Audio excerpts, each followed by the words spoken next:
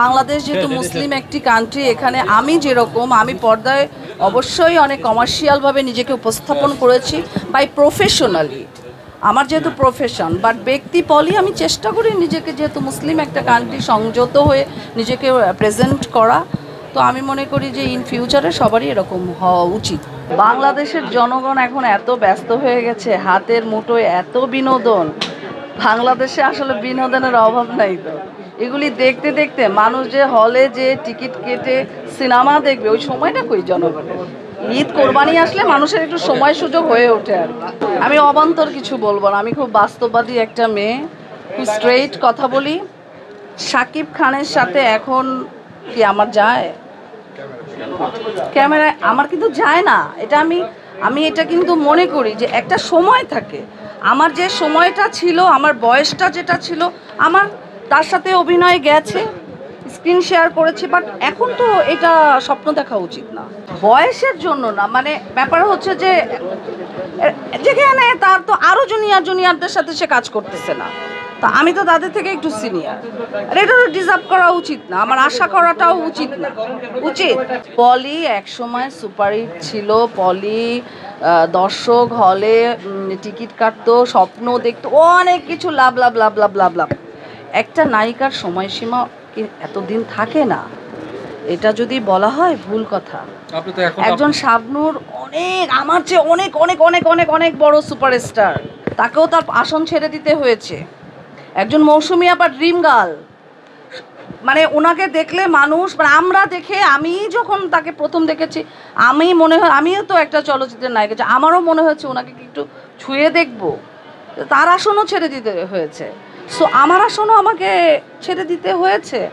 এটা দুঃখের কোনো বিষয় না, এটাকে মেনে নেওয়াটাই হচ্ছে সবথেকে বড় বিষয়। যারা অভিনেতা অভিনেত্রী, তাদের কিন্তু অবশ্যই মানে একটা সুন্দর একটা ব্রেন আছে, আল্লাহ প্রদত্ত। সবাই সিনেমার নায়ক নায়িকা হইতে পারে না, ধরেন যে কোটি কোটির মধ্যে একজন হচ্ছে।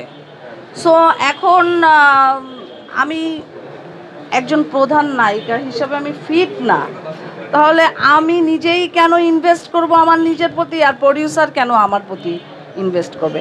অনেক সুন্দর সুন্দর নায়িকা আছে, অনেক সুন্দর সুন্দর নায়ক আছে, তারা হবে, তাদের কাস্ট করা হবে, তাদের ঝলক আমরা দেখব, আমাদের ঝলক তো আমরা দেখিয়েছি।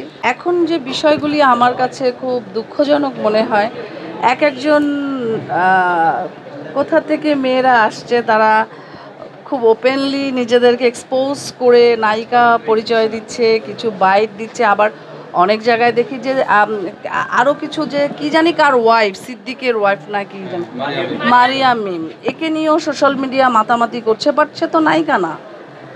এখন আসলে এগুলি এর আড়ালে কি হচ্ছে তা তো আমরা জানি না। আমি মানে আসলে আয়োজক কারা, কারা এটার ইনভেস্টার, কিসের বিনিময়ে এখানে ইনভেস্ট করছে, তা আমাদের তো ডাকে না।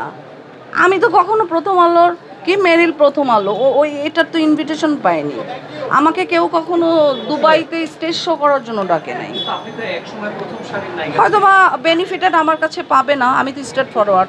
কোশ্চেন করেন তাদেরকে, আয়োজকদের, আপনারাই তো ক্যামেরা ধরে ওই যে ভাইরাল করেন, আপনারাই তো ওদের পিছনে ক্যামেরা ধরেন। কয়দিন দেখে দর্শক?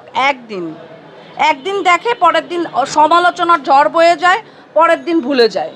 কিন্তু আমি পলি তো আসি, আমি তো কতদিন ছিলামই না, আড়ালে ছিলাম, তারপরে তো দর্শক ভুলে নাই। Thank you so much.